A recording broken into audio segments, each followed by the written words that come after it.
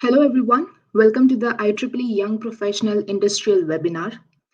And I welcome you, everyone. Thank you for joining us. Today we have esteemed speaker, Dr. Nagaraja Ramappa. He is the founder and managing director of Power Research and Development Consultants Private Limited, Bangalore, India. He has vast experience of over 30 years in the field of power systems and simulations, and his firm is for consulting. His specialization includes power system analysis, operation, power engineering education, and power system protection. He has conducted several power system studies and analyzed many grid disturbances both in India and outside the country. He is the architecture and chief mentor for design and development of MI Power, that is, a power system analysis software package widely used by electric utilities, industries, consultants, and educational institutions for power system analysis and research purposes. Dr. Nagaraja has worked in smart grid sphere and has guided the development of tools as part of SCADA and EMS in power industry. Dr. Nagaraja is a senior member of IEEE and past chapter representative of the Power Engineering Society, PES, for Region 10 West chapters. He is also the past chair for PES India Chapter Council. He has contributed to IEEE by holding various positions and also as chair for IEEE PES, Bangalore chapter. Dr. Nagaraja has conducted several workshops and technical programs and delivered lectures throughout the world. He was the co-chair for the first edition of World Utility Summit WUS 2016 and chair for second edition of WUS 2018 and has guided several masters and PhD students as well. We are very grateful to have you here, sir. Over to you now. Okay, thank you. Just to check, am I audible? Yes, sir, you're audible. Fine, thank you. At the outset, let me thank YP, all the organizers, for hosting me for this program. And good evening to all, and then good morning. I know that actually during this COVID period, pandemic, it is difficult to have most of the offline programs, and we have moved to online. Hope that actually this program is going to interest all the young professionals in the IEEE sphere.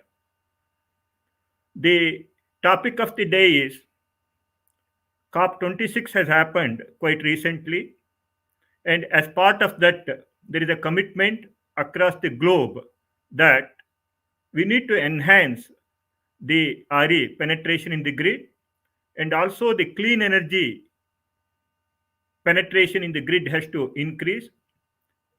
And as part of that, we also need to see that the electric vehicle penetration also increases.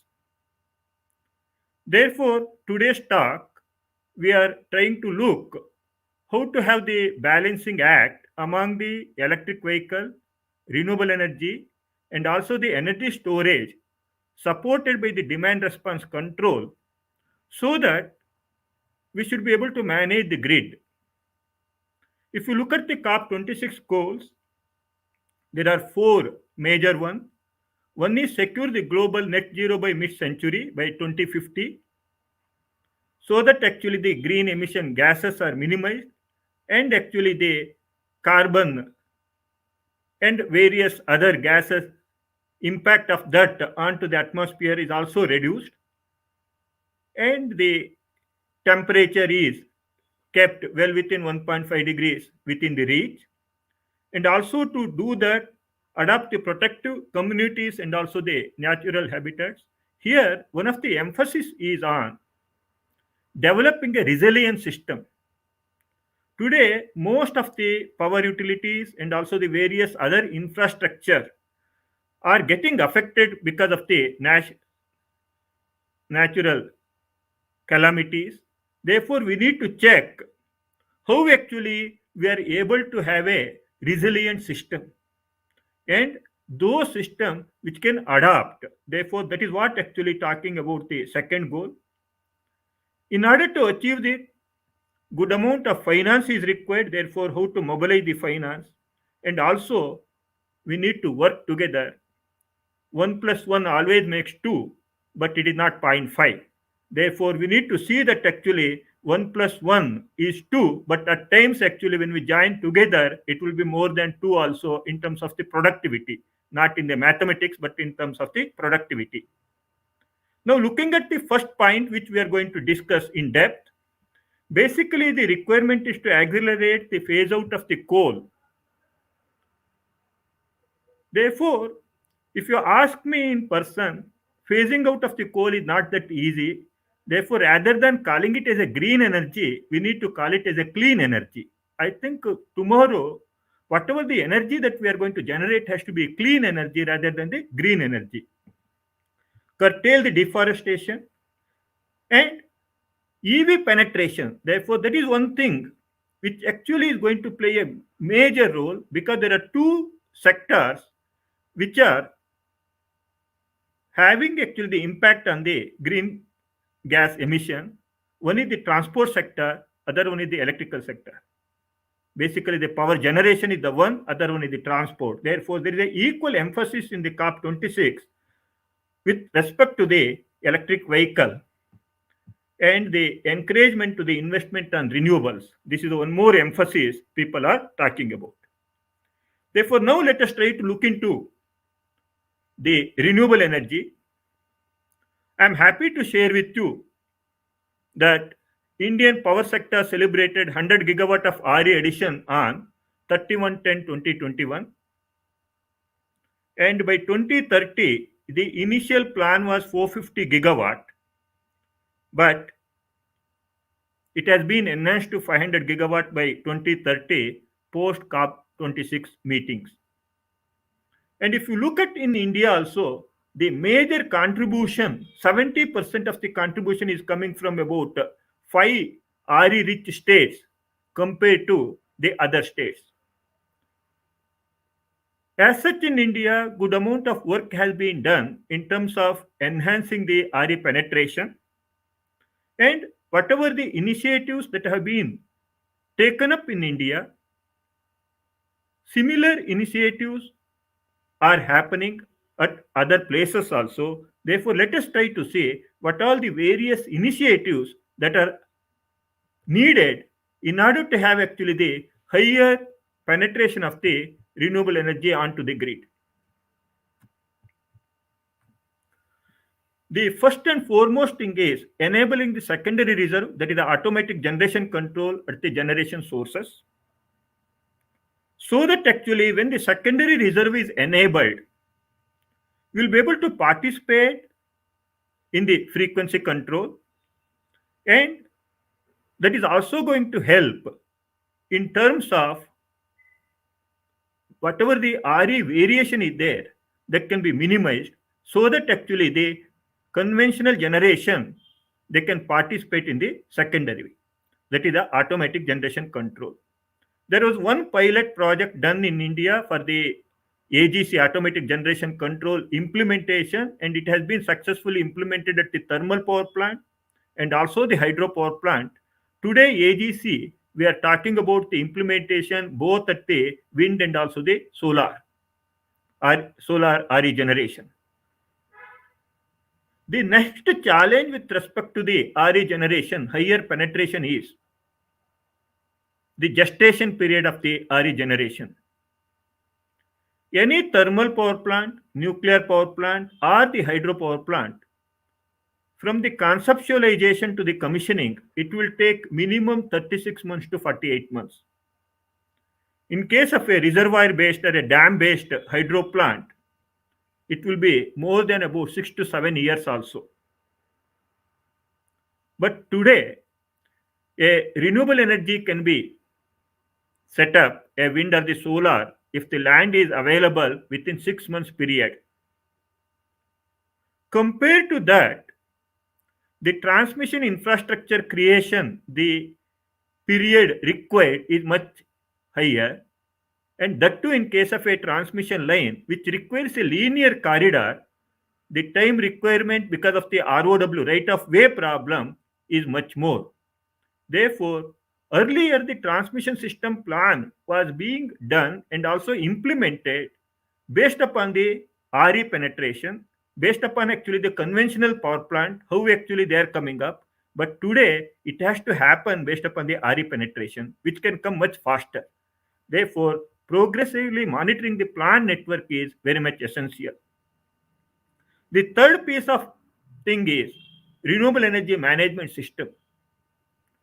If you look at actually the conventional power plant and also the load dispatch center, there may be about 8 to 10 power plants or maybe maximum 10 to 15 power plants from which the data is coming, and the load dispatch center or the SCADA supervisory control and the data acquisition system and the LDC, they are going to manage that only about 8 to 10 plants.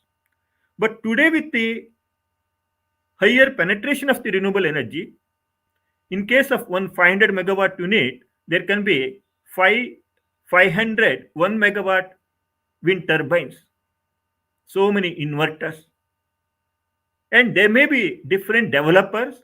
Because of that, the managing the renewable energy has become a challenge. For that, we need to have a separate renewable energy management center which manages the complete renewable energy and gives one signal to the SLDC every 15 minutes block or a 5-minute block, within which actually the what is the complete RE schedule power is communicated to the conventional load dispatch center. Therefore, it is very much essential to see that in almost all the countries where the RE penetration is increasing, they need to set up a renewable energy management system so that the RE can be separately managed, controlled, curtailed if required, and based upon that, a single signal can be given to the load dispatch center. The other challenges which actually people are looking for progressively the technology is getting developed is deployment of the storage facilities as grid connected balancing sources, which we are going to discuss in depth, and having actually the operational better operational practices with the advanced technologies like wide area measurement, protection and control, WAMPAC applications, so that from the conventional SCADA, which we call it as actually the heart of our system, from there can we shift to the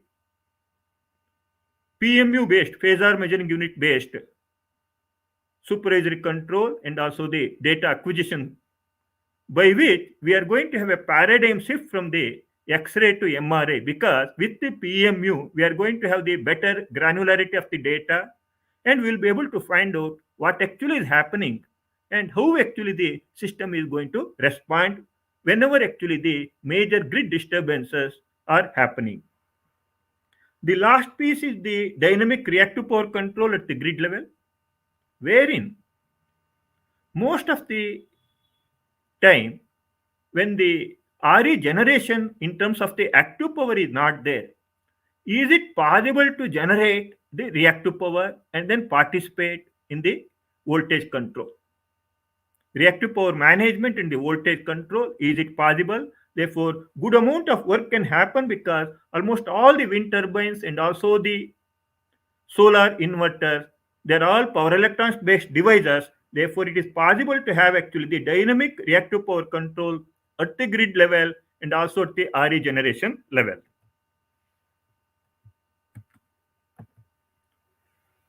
Here, the importance of the solar mapping on a geographical based system is very much essential. Right side, you can see the picture how actually the solar irradiation is mapped in the Singapore city.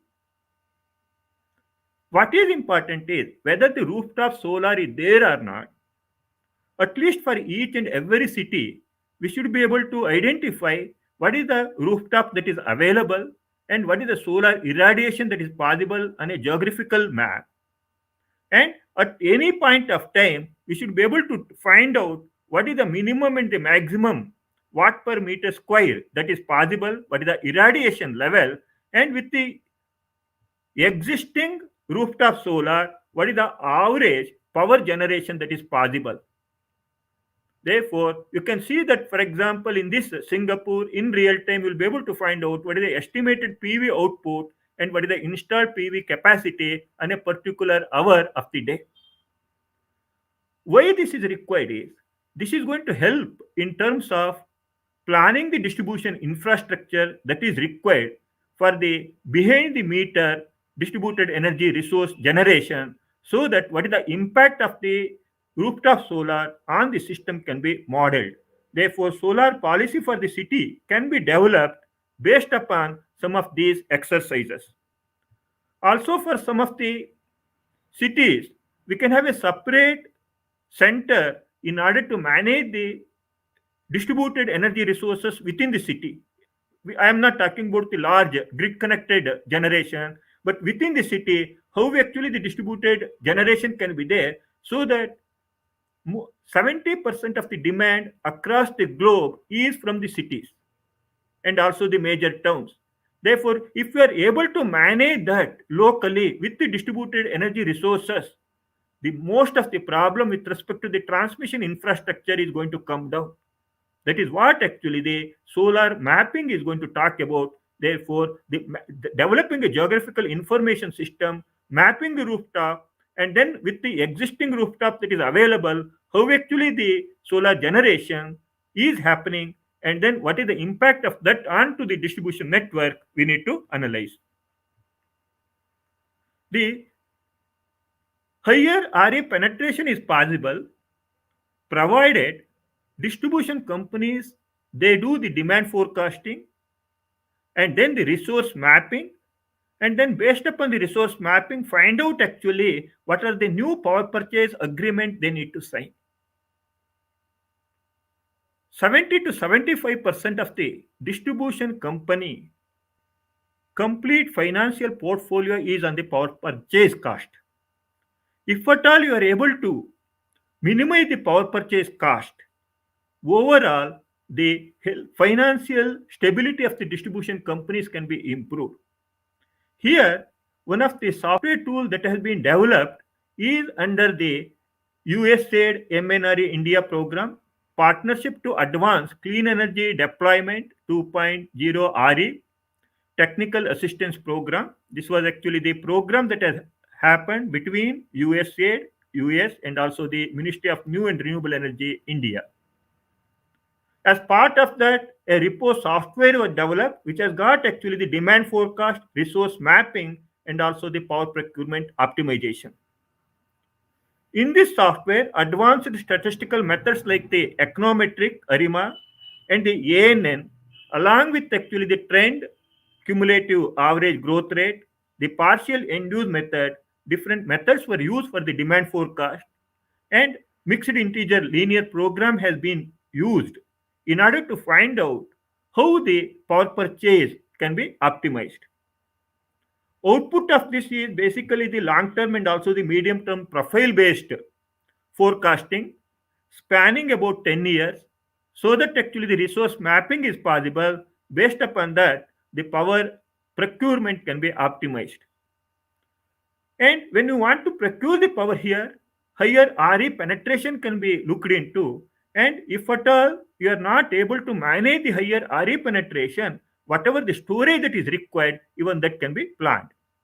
Therefore, what is required is most of the countries should look for some of the tools that are very specific to those countries in terms of having the power exchange, power trading, procurement from the power trading, and also the conventional generation, and based upon the demand forecast, how much RE and the storage that are required so that they will be able to manage their system.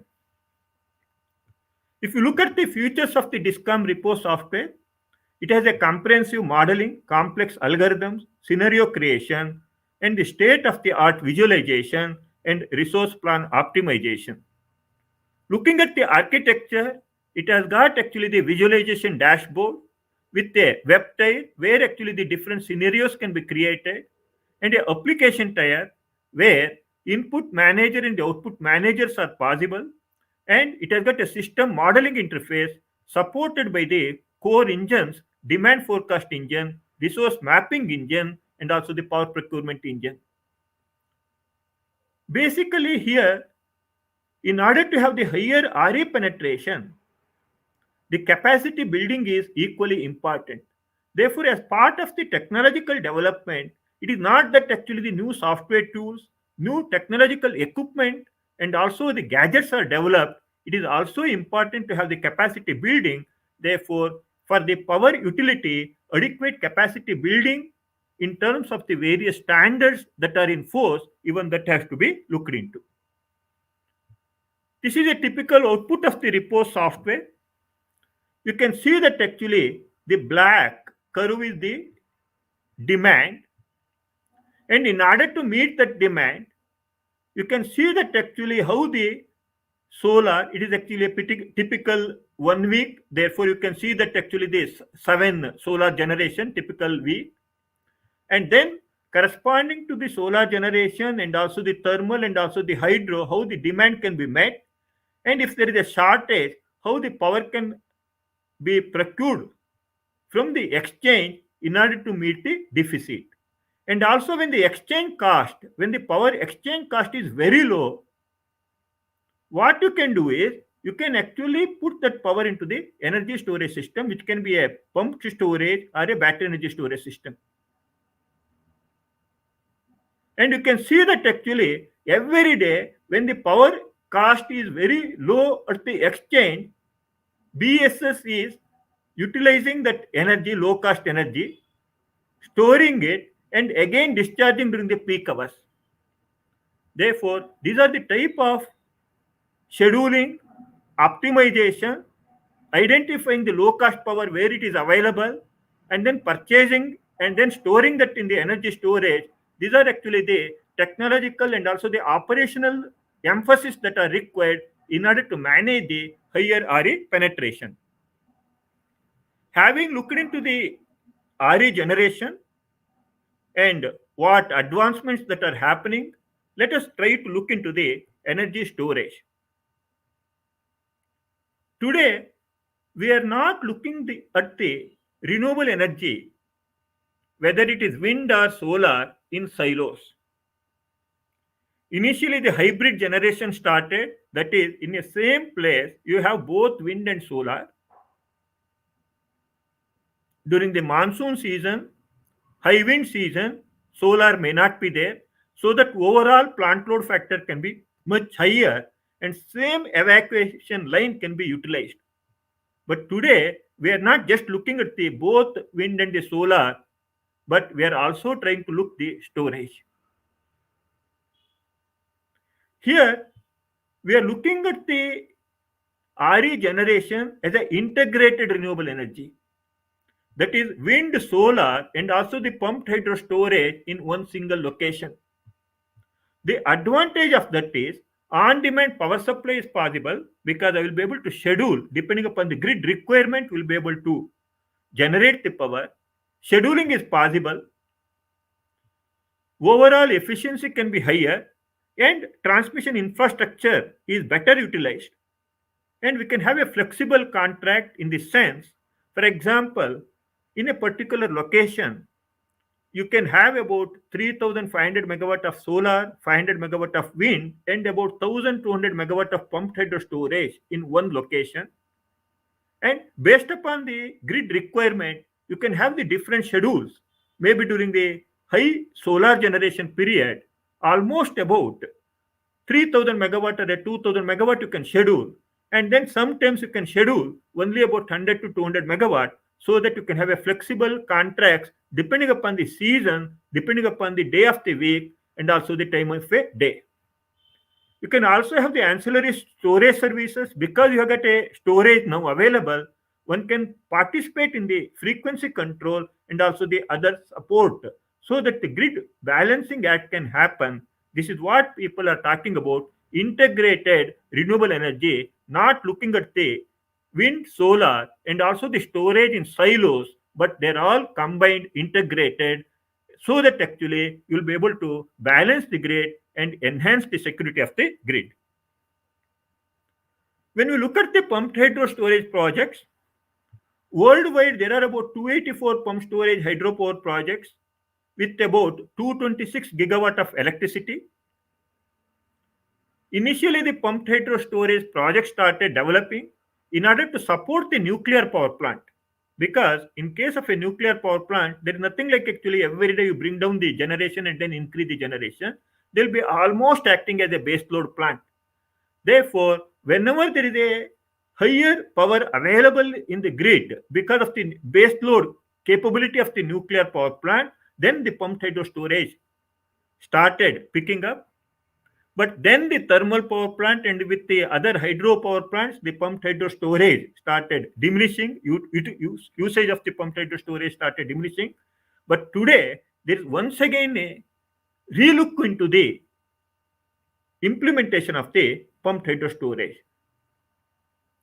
Here, when we talk about the pumped hydro storage, there is one good work that has happened at the Australian National University, which was conducted in the 2019. They looked at the off-river pumped hydro projects.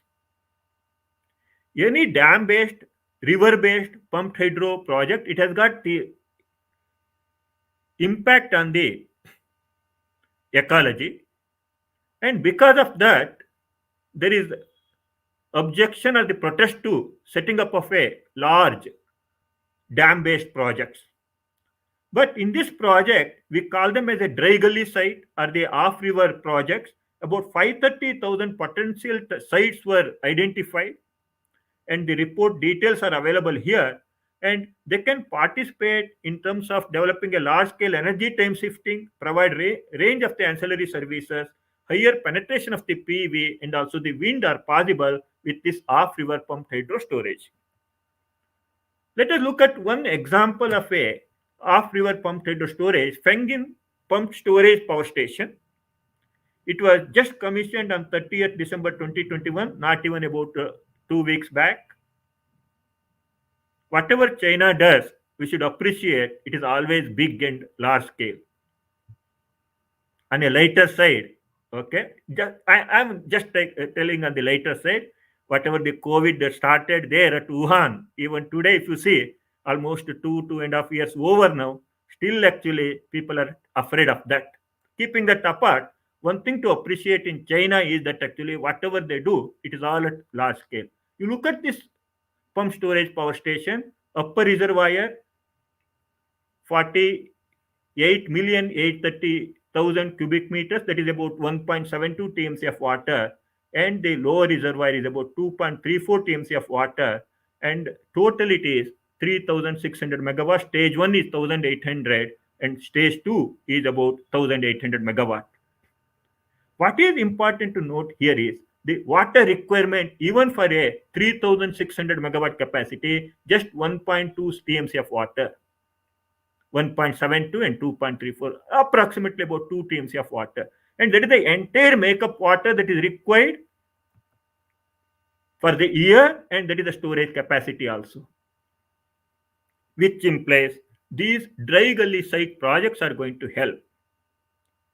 But with the technology development in the battery energy storage system, in terms of the material technology and also various impact that is creating because of the higher EV penetration also, battery energy storage system is slowly picking up. And I am also very confident that by 2030, BESS is going to have a better cost proposition compared to the pumped hydro storage. And when we look at the battery energy storage system, we need to find out what is the valuation of the frequency response followed by the contingency event. Because when we take out actually the conventional thermal and also the hydro plants from the grid as part of the COP26 and also the other initiatives at the various countries, inertial response is not being seen. The conventional machine, because of the stored kinetic energy, they have got the inertial response. Frequency is not going to change all of a sudden. But once the conventional generation is taken out, we need to have something else for the very fast inertial response. That is what can come from the battery energy storage system. Therefore, we need to identify what is the frequency response, how actually the nadir frequency can be lifted up, or you can control the frequency so that it is not going to go below the nadir frequency. And we also find out what is the quantification that is required for the primary, secondary, and reserve requirements, and various scenarios of the battery energy storage system. Based upon the simulation, one has to find out what is the ancillary support that can be given for the variable renewable energy. And based upon that, the techno-economic valuation has to happen. What it means is any battery energy storage system has to be proposed based upon the techno-economic analysis, because today BESS is not that cheap compared to the any other pumped hydro storage. Therefore, we need to look into the techno-economic analysis of the value proposition. Therefore, good amount of studies are required, and some of the studies are happening worldwide in terms of the economic valuation of the battery energy storage system, and based upon that, value propositions are being done. Therefore, we have seen that in order to manage the renewable energy, energy storage is a must. Now, let us see the electric vehicle. There is a commitment towards the emission reduction and boost the electric vehicle. And for example, in India, all vehicles sold will be electric by 2030. UK has told that all cars to have a zero emission by 2040, which implies electric vehicle only. Like that, each and every country has got its own policy towards the EV penetration, electric vehicle penetration. And finally, what is happening? The EV is going to rule. And if you look at the overall oil consumption worldwide, about 91 million barrels per day, this is the value of the oil consumption in 2020. And transport segment worldwide, it is about 35.23%. Therefore, maximum oil consumption is happening in the transport segment. Look at actually the development of the electric vehicle, electric trains, very well matured, metro trains, matured, two-wheelers, electric cars, and electric buses, upcoming in many of the countries. Maybe it might have matured, but it is a upcoming. Futuristic is actually the electric airplane and also the electric ship. Now the big question is, who is going to provide this energy? Assume that we are all living in the urban area, cities. We don't have any right to move the pollution from the urban area to the rural area. What it means is, we are not supposed to generate the conventional power at the rural area, bring that power to the urban area, and actually use it for our EV charging. Therefore, there has to be a shift in terms of higher RE generation, and that RE power has to get into the electric vehicle. That is what we need to look for. There, some of the studies that are required is what is the impact of the EV on the distribution feeders, whether it is a slow charge or a fast charge, and then how actually the charge can be controlled without the time of the usage. If you can see that actually the impact on the grid is much higher, with the time of the usage, you will be able to ensure that actually with respect to the renewable energy generation, you will be able to have the charging during the daytime. Therefore, what is required is having a control charging with the time of the usage, and based upon that, ensure that actually depending upon the RE generation, electric vehicle can be charged. That is what is actually we need to find out what is the impact of EV charging onto the distribution network, how the impact can be minimized, and how actually the behind the meter distributed energy resource it will be able to help in terms of providing a proper charging infrastructure and also the energy required for the EV charging. We just did one exercise on the impact of the EV penetration in India by 2030. If at all part of the vehicles, that is about 17.4% of the Existing taxis, cars, jeeps, and omnibuses, they get converted to the electric vehicle with a battery capacity of 80 kilowatt. The energy required in terms of the million units for the charging is about 231,996 million units.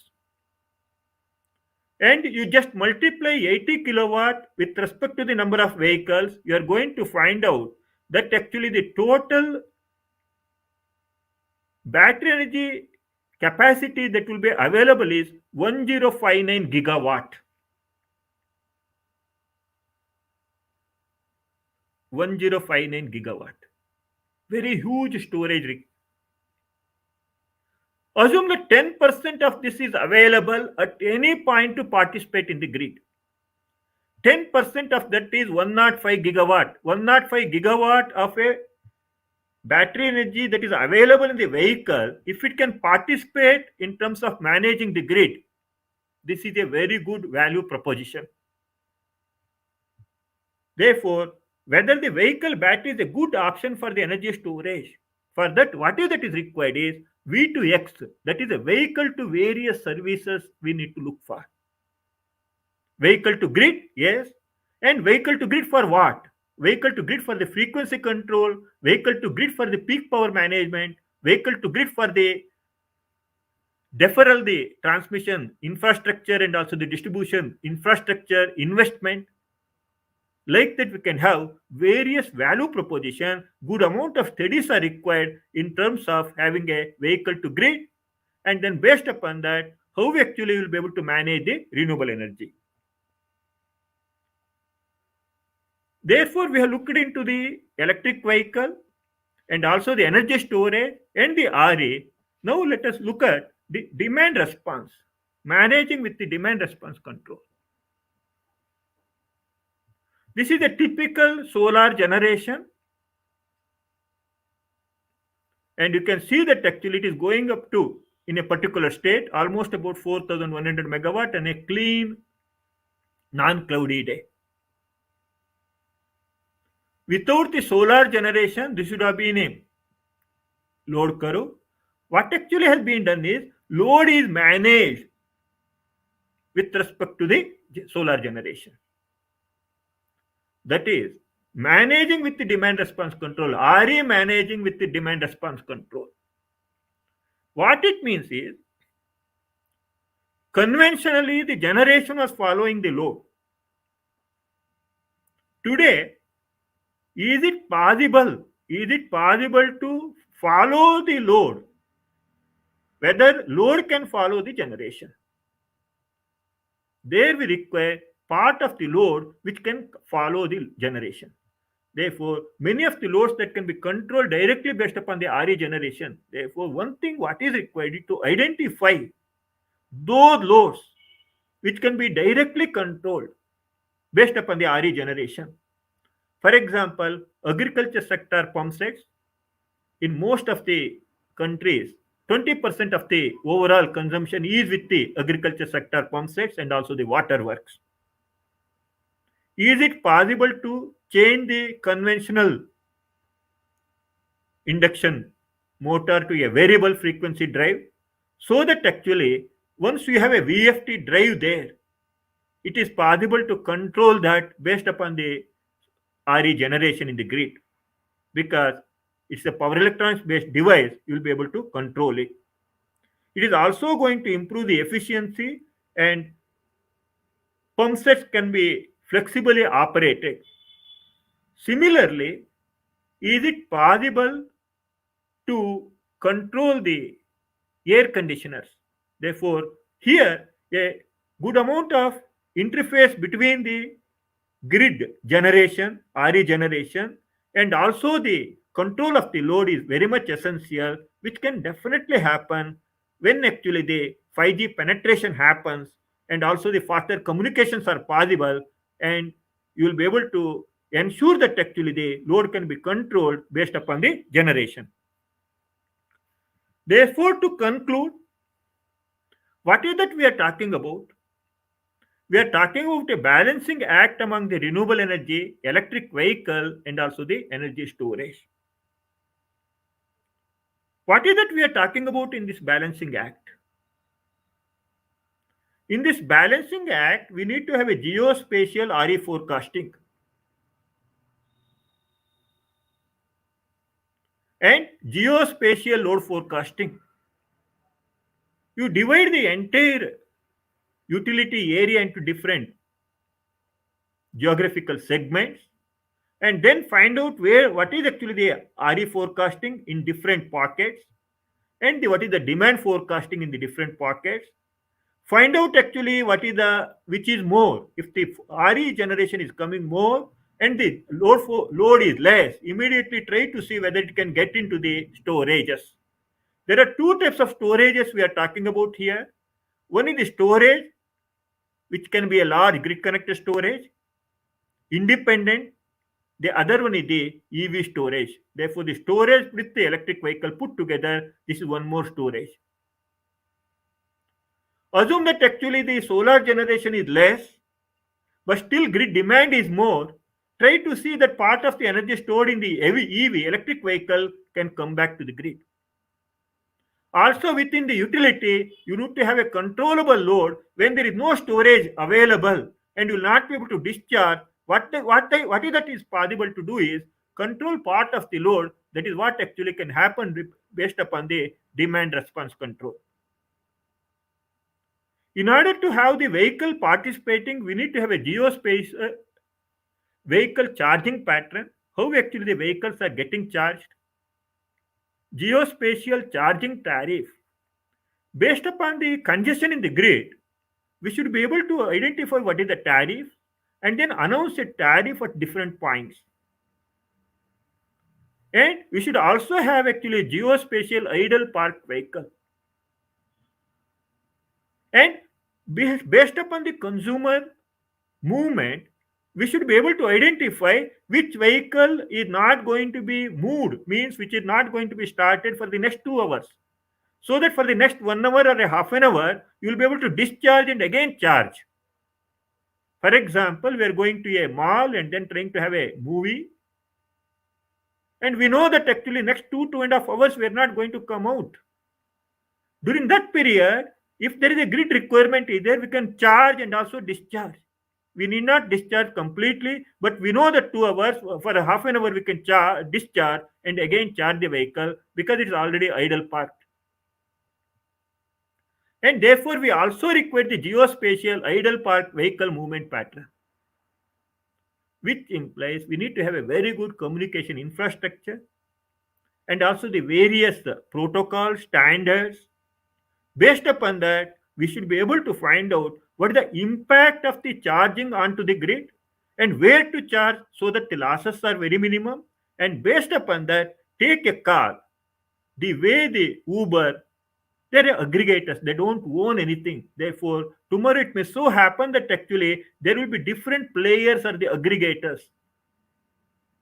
What is that they're going to do? They're going to have a fleet of vehicles with the storage available there.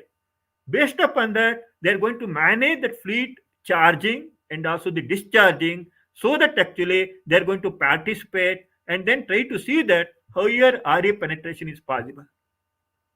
Finally, they are not the owner like a Uber. They are only trying to aggregate things. That is what actually the technology people are looking for. In order to achieve that, we need to have the interconnectedness of the RE, ES, and EV system to achieve the balance. For that, we need to have a smarter devices which can collect the data and provide useful analytical options for the user so that actually you will be able to have the not just actually the connected world, a connected world which is smart, which is clean, which is green. That is what we are looking for. And in this balancing act, what is required is the RE forecast, power market services, battery storage and the refill services, charging station, infrastructure coupled with the navigation system, safety solution, ancillary and emergency services, V2X services. These are the services that are required by which you will be able to see that the higher RA penetration is possible. With that, we will be able to achieve the COP26 goals. Therefore, what is that moving ahead, how actually the system is going to look like. We are going to have actually the clean generation.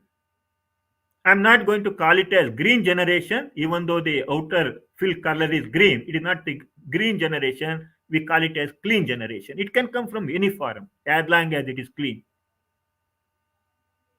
Then we need to have a clean transport. And this is to achieve the COP26 goals from the clean energy perspective. And who is going to bridge the gap between these two? New generation power electronics. There are good amount of technological development that are happening in the material of the semiconductor that is being used in the power electronics devices. Once actually the that material technology improves, basically the power electronics is going to play a very vital role bridging actually the gap between this generation and also the transport. For example, if you have a static distribution transformer, your primary supply is 11 kV, secondary is 415 volts. In between, assume that you have got actually the 1000 volts or 690 volts DC bus in between, AC, DC, AC. That 690 volt DC bus can be used for charging your vehicles, discharging your vehicles. Also, on the same DC bus, you can connect the renewable energy generation also. Therefore, this is what actually is going to play a major role. The power electronics is going to really going to play a major role in the higher penetration of the renewable energy and achieving the goals of the COP26. Role of the standard is very important in this entire development. In fact, I'm happy to tell you that IEEE is really working hard in terms of the coming out with the various standards. And I suggest that actually you young engineers should be able to associate with some of these standard, various standard development and also the technical committees are there. Get into them so that actually you should be able to find out what are those standards that are required at different levels so that actually the clean energy can be properly managed and then operated. Just actually 5 more minutes I will take to talk about why IEEE and then young professionals. In fact, for me also it was a long journey, and it is very important that actually we should look into this IEEE as one of the organization, one of the fraternity where actually we'll be able to achieve our goals. Basically, it gets the resources and opportunities to need to keep the on the top of the changes in the technology. For example, the talks like this are going to help engage with the peer in your technical field of interest with society membership. Mentoring is possible, scholarship programs are available, and you will be able to associate with some of the technical committees and also in the formulation of the standards so that actually professionally you will be able to grow. I always keep telling we are called engineers. Most of the young professionals here may be engineers. We are called engineers because we are both scientists and economists. A scientist keeps doing the experiments without looking into how much it is going to cost. A economist always bothers about how much it is going to cost. He will not talk about the technical feasibility. But as an engineer, we need to look into the both the technical feasibility and economic viability also. Therefore, whenever we do any technological development, we also have to look into is it commercially viable. When we look at that, at our professional career, we need to have the contentment. Contentment is in terms of the job satisfaction, growth opportunities, and also working environment. Job satisfaction comes from the professionally and financially. Growth opportunities will come from the technically and managerially. Working environment, we need to have a conductive and also the accommodative environment. But it so happens that actually, due to various constraints, we have landed up in a job which is not meeting any of these three requirements. but it is going to help. IEEE is going to come to your rescue. It fills the gap in the day job, that is what we do normally, and ensures the overall growth of an individual to attain the contentment in the professional career. Even though if you are not able to get the contentment because of your day job, IEEE is going to help you out. Therefore, why I am honestly requesting that actually you try to continue your professionalism and continue your association. Many students after graduation come out of the IEEE. And some of the young professionals, maybe after 2 or 3 years, they come out of that continuation of the membership. But I suggest that actually continue to have the membership. If you look at the leadership roadmap, society from the student chapter chair to the treasurer or the secretary, you can go up to the society VP and society president.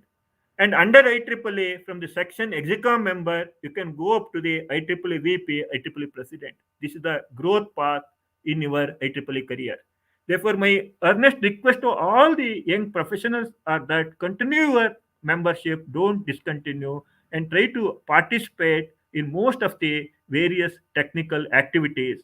And once again, I thank the YP organizers here for giving me an opportunity to share some of my thoughts. Thank you very much. Thank you, Dr. Nagaraja. It was wonderful session and a lot of information, of course. Thank you so much for that. And also thank you for focusing on IEEE membership. It is really important for us engineers to be a part of it and share our knowledge through that platform. So we have a couple of questions here. I would like to quickly go through that.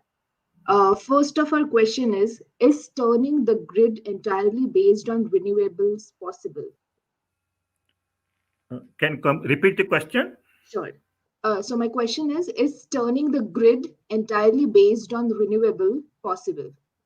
It's possible. Only thing is, in order to manage that, you need to have a bit amount of the storage devices, and also even without the storage, also it is possible if you are able to manage the with respect to the load control. Germany has already done with the maximum penetration of the RE, they are able to manage. In our own state, in Karnataka, we have managed actually just about the RE with the hydro plant. Therefore, we need to have a hydro plant also. If at all you are able to have a hydro, then it is possible to manage. Sounds good. Thank you so much. There is another question related to the policies. So we have several technologies for renewable control and integration, but are the policies facilitating or slowing down this process? No, I don't think so. Basically, the policies are, if you look at these policies, they're aiding actually in terms of the various penetration and all those things. Therefore, for example, in India, we had the national solar mission policy. Now, the policy for the electric vehicle. Therefore, in most of the countries, these policies are helping actually in the higher penetration of the RE. Thank you so much. And also, how to manage voltage and frequency stability in RE generation. Also, how to enhance the capacity and reduce the cost of storage, battery, or devices. Okay. When you look at actually the frequency variation and also the voltage, definitely frequency variation in a RE rich condition is possible. It is possible to control that based upon actually the battery energy storage system, because once you have any the battery energy storage system or a pumped hydro storage system, definitely it is possible to control the frequency even with only the RE generation. The second thing is about the cost. When we talk about the cost, it is very much essential to know that actually the overall cost can be minimized, provided actually you are able to manage the RE along with the storage. But storage cost is expensive today. But over the period when the electric vehicle penetration happens and the technology improves, storage cost is going to definitely come down. Today, if you see, for example, in Australia, the 100 megawatt of the storage was established within 100 days. If I am correct, it is a Tesla company. Therefore, and based upon the benefit what they have seen, they have now enhancing it to 175 megawatt, if I am right. Therefore, over the period, the cost is going to definitely come down. For example, when the solar generation started and the feed-in tariff was announced, Germany has burnt its finger because they have announced a very high feed-in tariff. Similarly, India also to begin with. But today, at least in terms of actually the solar generation cost, it is almost come down to five five times or maybe one fifth is actually the current cost compared to the initial feed-in tariff cost. Similarly, when the higher deployment stock happens, mass production happens, automatically the storage cost is going to come down. That sounds good. Thank you so much. And also, one more question I have. Um, is the upcoming hydrogen-based generation going to be more beneficial as a competition to RE? See, basically, when you look at the hydrogen, how you produce the hydrogen is very important. Mhm. Okay, there are two, three ways of produce the production of the hydrogen. One we the carbon for the night, whatever the carbon-based hydrogen production. The other one is actually the green hydrogen. When we talk about the green hydrogen, input to that is again the electrolysis process, and for the electrolysis process, the energy requirement is from your green energy. That is basically your generation. Therefore, the hydrogen based generation can come provided from where the hydrogen comes. Therefore, I feel that actually the hydrogen penetration can happen in the vehicle, electric vehicle, and again that hydrogen production should happen from the green energy or a clean energy. Therefore, based upon that, you will be able to ensure that there is no ecological imbalance because of actually the production of the hydrogen gas. What I feel is over the period, hydrogen can become a storage so that actually you will be able to find out how the hydrogen can be utilized whenever actually there is a grid requirements are there. But otherwise, at present cost, there is no point in generating the hydrogen from the green energy and again converting back to the electric energy. Overall efficiency may not be worthwhile compared to your battery energy storage system, which has got actually the efficiency of almost about 90%, and the pumped hydro storage system, which has got a efficiency of about 80%. Okay. That was very valuable information. And I have a last question for you, sir. Can we apply blockchain technology for renewable energy integration? Yes, it is being done. In fact, actually, using the blockchain technology, you will be able to identify a customer and then actually give the green energy or sell the green energy to him. In fact, I can shake my collar and tell that actually I'm using the green energy. How it is possible, provided I actually buy. Many people want to claim that actually I am using the green energy. But today, if you want to tell that I am using the green energy, there is no color for the electricity. In India, we have got actually the primary public distribution system where kerosene, which is actually distributed in the public distribution, it has got a different color compared to the kerosene, which is actually normally available in the open market. But same thing, we cannot have the color for our electricity. But still, using the blockchain technology, you will be able to create actually the unit of energy and then actually put that blockchain, whatever the tag you want to put it, and then some other consumer, he can always tell that, okay, I am going to buy this energy immediately so that he is going to find, for example, one tag with 1 unit or a 5 unit of energy is available, and then someone else is going to buy immediately within actually whatever the time frame or whatever actually the number of hours or a number of seconds or a minutes that actually that blockchain can have, because finally the grid has to be managed based upon actually whatever the generation and whatever the load, it has to be balanced in order to balance the frequency. Therefore, at many during that period, depending upon the life of that energy that is available in the grid, if someone can consume, telling that I am going to consume the green energy, it is possible to use the blockchain technology for the higher penetration of the RE energy. Okay. And we have one more last question with us here. Demand flexibility needs customer consents and how it is planned in India. Can you come back? What is the what Sure. flexibility? Demand flexibility needs customer consents. how it is planned in India? See, at present in India, we don't have actually the time of the usage tariff. What is very important is the regulator intervention. Today we are talking about smart grid, smart technologies, and all those things. We have spent enough of money for the smart meters, but today the regulator intervention is required in terms of actually the various tariff structure. At present, that is not there, but over the period, when the higher penetration of the RE and also the EV happens, it may so happen that some of these the regulatory intervention has to happen for the demand response control, so that the time of the usage, time of the peak price, and also the grid, the peak power surrender, and also the buyback, all those schemes can be announced. Thank you. Thank you so much, sir. That was our first question. Any more questions from anyone? And I think we are right at the time. Thank you so Okay. much for your valuable time, sir. It means a lot. And thank you for sharing all your knowledge with us. Okay. Thank you so much. Thank you.